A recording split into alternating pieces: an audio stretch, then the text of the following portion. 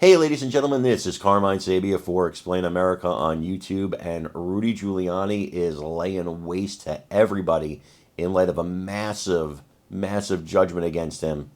Before we get started, please make sure you like, comment, share, and subscribe. Those little things really help us out, and they help our channel continue to grow. Before we get started with this story, I'm going to tell you that there is no evidence to support what Rudy Giuliani has claimed about these two election workers. And we're not going to name them here because we don't want to be a cause for them to get more ridicule and more hate and more contempt and more harassment. Okay?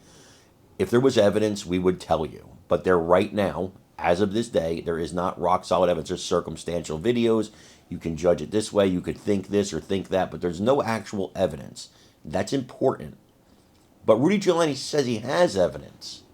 And he says the judge threatened him with contempt, and he says that he wasn't allowed to present his evidence. Now, I wasn't in the trial room, so I don't know if that's true, but here's what Giuliani had to say. We're looking at Rudy Giuliani here. We're going to listen, by the way, John, if you don't mind, if he says anything. Can we? Is there a mic there, guys? Let's see. Now I have to analyze this. Obviously, possibly we'll move for a new trial. Certainly we'll appeal.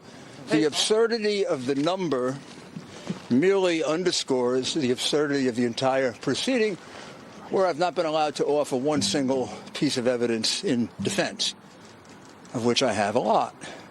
So I am quite confident when this case gets before a fair tribunal, it'll be reversed so quickly, it'll make your head spin, and the absurd number that just came in will help that, actually.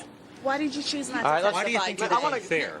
You say it was an unfair tribunal. Why do you think it was unfair? Because I cannot go into the details. I didn't testify because the judge made it clear that if I made any mistake or did anything wrong, she was considering contempt. And this judge does have a reputation for putting people in jail. And I thought, honestly, it wouldn't do any good. Do you still believe that what you said about these two women in the wake of the 2020 election was truthful? Do you still believe these claims? Do you still believe those I have no doubt. I have no doubt that my comments were made and they were supportable and are supportable today. Still. I just did not have an opportunity to present the evidence that we offered. Did you notice we were not allowed to put in one piece of evidence in defense? Do you also realize that liability is not based on any trial? Liability is based on her disagreement with me on discovery, which is absurd. Why didn't you take the stand? Because I believe the judge was threatening me with the strong possibility that I'd be held in contempt or that I'd even be put in jail. So it didn't seem like it was going to do much to persuade anybody, and it could give her what she seem to be threatening. Did you believe the women's testimony? Do you have any regrets about That's all I have to say. I have any regrets about some of the comments that the women received? We got to get going.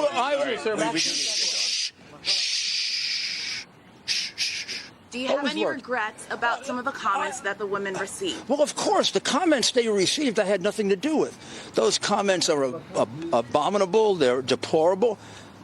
No defense to it, but I receive comments like that every day. Different kinds of things. I've represented clients who have gotten that from the other side. This is a terrible part of our political system. Republicans, Democrats, liberals, and conservatives all get that. My comments weren't that. And I think that was also a very unfair part of it because my comments had no connection at all to those. There were thousands of things in the press about this, of which mine were a small amount. There's no way to say that my comments connected to that, but that's going to be part of what we'll get to litigate in a fair court. Thank you. Is that behavior that you will officially condemn, sir? Thank you, guys. Thank you.